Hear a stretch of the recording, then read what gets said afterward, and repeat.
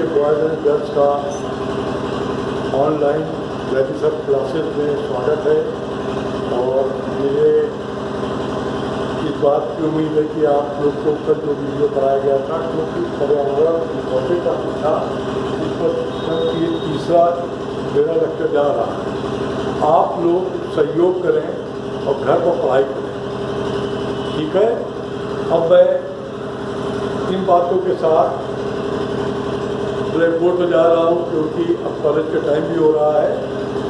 तो आज का मेरा विषय है, आज का मेरा लेक्चर है पर्यावरण को बचाने के उपाय। इसके अंतर्गत मैं अध्ययन करने जा रहा हूँ। इतिहास के पन्नों को पलटने से पता चलता है कि हमारे पूर्वज पर्यावरण संरक्षण को लेकर हमसे कहीं ज़्यादा चिंतित थे। इसके लिए हम सुंदरलाल बोरगुड़ा को मिसाल के तौर पर देख सकते हैं, जिन्होंने वन संसाधनों की सुरक्षा के लिए चिपको आंदोलन की शुरुआत की थी। मैं अपना लेक्चर रोक करके एक बात को समझाना चाह रहा हूँ, जो बच्चों का आग्रह है। यदि मैं 12 की तरह लेक्चर दे देता हूँ तो बच्चे पॉइंट नहीं पकड़ पाते, किताब का समझ रिवाइज देख नहीं पाते। इसलिए मैं किताब के पूरे पॉइंट को ली करके मैं आपको एक्सप्लेन कर रहा हूँ, समझा रहा हूँ, ताकि आपकी समझ में आ जाए।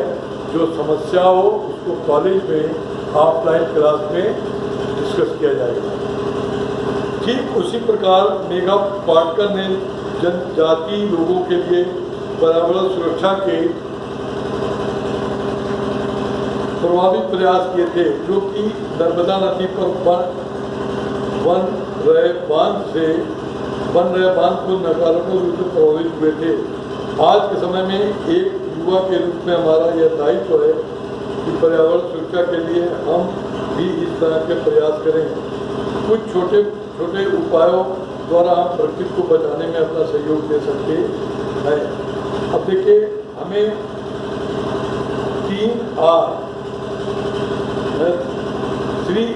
की धारणा को बढ़ावा देना चाहिए, जिसके अंतर्गत रिड्यूस, रिसाइकल, रीयूज जैसे कार्य आते हैं, जिसमें हम गैर नवकरणीय ऊर्जा स्रोतों के अधिक उपयोग को कम करके, जैसा कि लोहा बनाने के लिए लोहे की कचरे का इस्तेमाल करना जैसे उपाय कर सकते हैं। नंबर 2, ऊर्जा बचाने वाले ट्यूबलाइट, बल्ब आदि का उत्पादों का उपभोग करना। इसका मतलब ऊर्जा बचाने वाले आप ऊर्जा बचाने वाले बल्ब या इलेक्ट्रॉनिक सामान का ही प्रयोग करें, जिससे कम से कम ऊर्जा खर्च हो। जितनी ऊर्जा कम खर्च होगी तो उत्पादन नहीं बढ़ेगा, उससे प्रदूषण बढ़ेगा, कम हो जाएगा। पेपर और लकड़ी का कम उपयोग करना जितना ज़्यादा हो सके। ई बुक और ई पेपर का इस्तेमाल करना, इलेक्ट्रॉनिक किताब और पेपर का प्रयोग करना। कहने का कि आप पेपर, ये वेस्ट जो होते हैं, ये प्रदूषण बढ़ाते हैं। नंबर 4, जीवाश्म ईंधन का उपभोग कम से कम करना। कहीं आने जाने के लिए पैदल, कार पूल या सार्वजनिक परिवहन जैसे उपायों को उपयोग करना। नंबर 5, प्लास्टिक बैग की जगह जूट या कपड़े के बैग का इस्तेमाल करना। ये क्या है? पर्यावरणीय औन्नति के कारण, यानी कि अब इसके अंदर पर्यावरण को बचाने के उपाय मैं कर रहा हूँ, चला रहा हूँ। अब देखिए, पॉइंट दुरुपयोग की जाने वाली बैटरियों और सोलर पैनलों का उपयोग करें। रासायनिक उर्वरकों का उपयोग कम करना और गोबर से खाद बनाने के लिए कंपोस्ट बिन की स्थापना करना, ये उपाय थे। अब देखिए, दार्ली विकास, सब्सटेशनल डेवलपमेंट क्या हुआ है, जो प्रयास, जो हमारे उपाय बताए गए दार्ली विकास में, दार्ली विकास परिवर्तन की वह प्रक्रिया है। अब देखिए, अब दार्ढी विकास पर हम चल रहे हैं।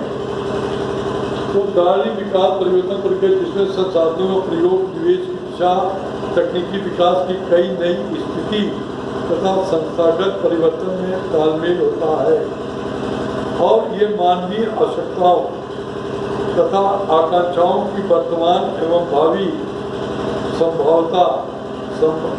संभाव्यता को बढ़ाते हैं। दार्ढी विकास का यह अर्थ स्वयं ही विकास की प्रक्रिया को निर्मित करते हैं। तकनीक के चुनाव, संपत्ति अधिकार तंत्र की किस्मों, संसाधनों प्रबंधन, अनुमानी सामाजिकरण को दिशा प्रदान करता है। अब देखिए, अब आगे अगला आ रहा है विशेष परिभाषा, विशेषताएं। अब विशेषताओं के अंतर्गत परिभाषा तथा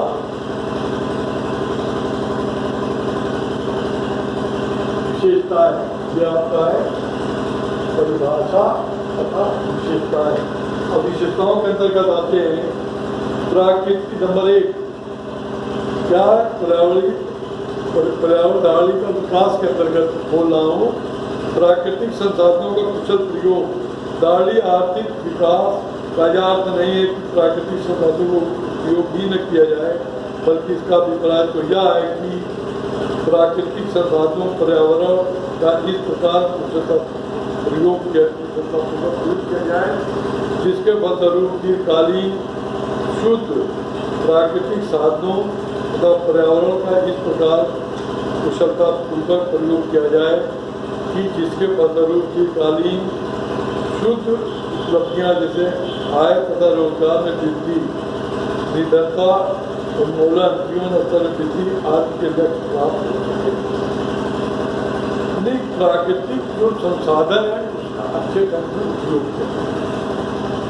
नंबर 2, भावी पीढ़ी को जमीन की गुणवत्ता में कमी न हो।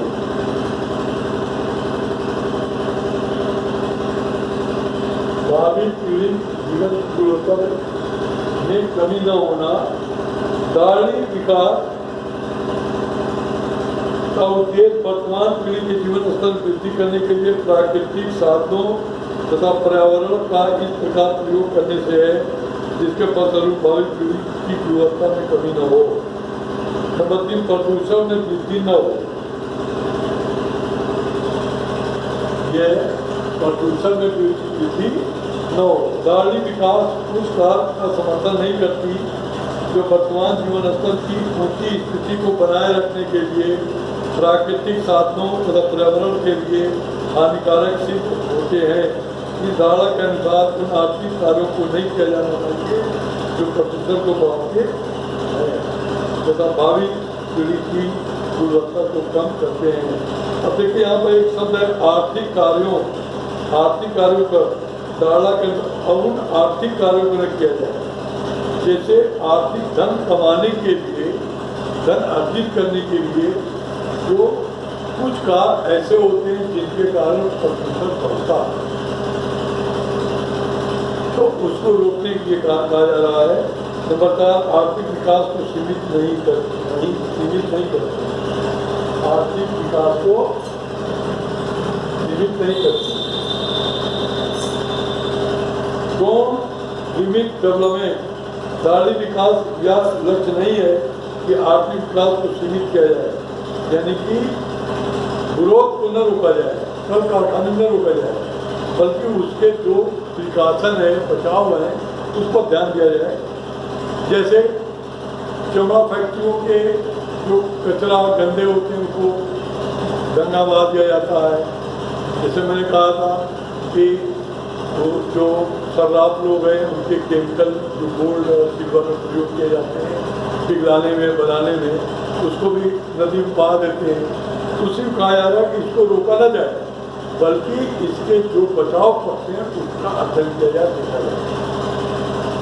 इसका लक्ष्य यह नहीं कि प्राकृतिक साधनों तथा पर्यावरण का इस प्रकार प्रयोग किया जाए जिसके फलस्वरूप केवल वर्तमान में ही नहीं बल्कि भविष्य में भी आर्थिक विकास की दर को बनाए रखा जा सके।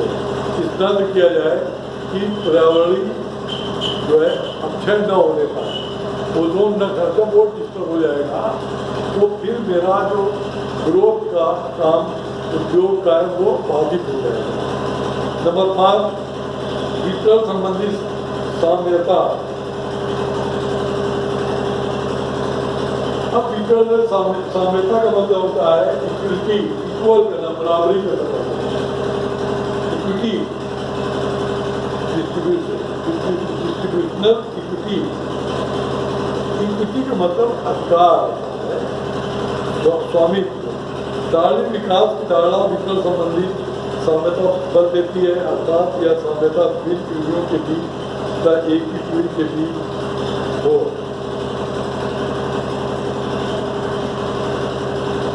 नंबर 6, पूंजी की 3 किस्मों का संरक्षण। अब पूंजी की 3 किस्में क्या होती हैं?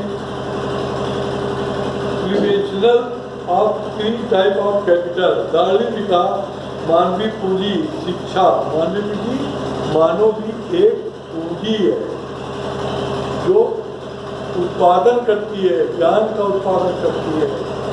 शिक्षित बच्चों को शिक्षित करके उनको एक चीजें उत्पादन के साधन का धूम, श्रम, पूंजी, साहस का साहसी यानी कि जो उद्यमी है उसकी योग्यता शिक्षा के आधार पर दिन ब दिन बढ़ती जाती है। जैसे आप देख लें, खेती होती थी, अब खेती में 2 फसलें, रबी, खरीफ और रबी फसलें होती थी, आज 3-3, 4-4 फसलें हो रही हैं। ये हाइब्रिड के जो नई तकनीक के बीज हैं उन्हीं की देन है। भौतिक पूंजी, अब देखिए मानव पूंजी तो हो गए, जैसे मनुष्य, साहसी। भौतिक पूंजी क्या है? जो फिजिकल एग्जिस्टेंस जो दिखाई पड़े, पूरा शून्य भी दिखाई पड़े, मशीनें, औजार आदि।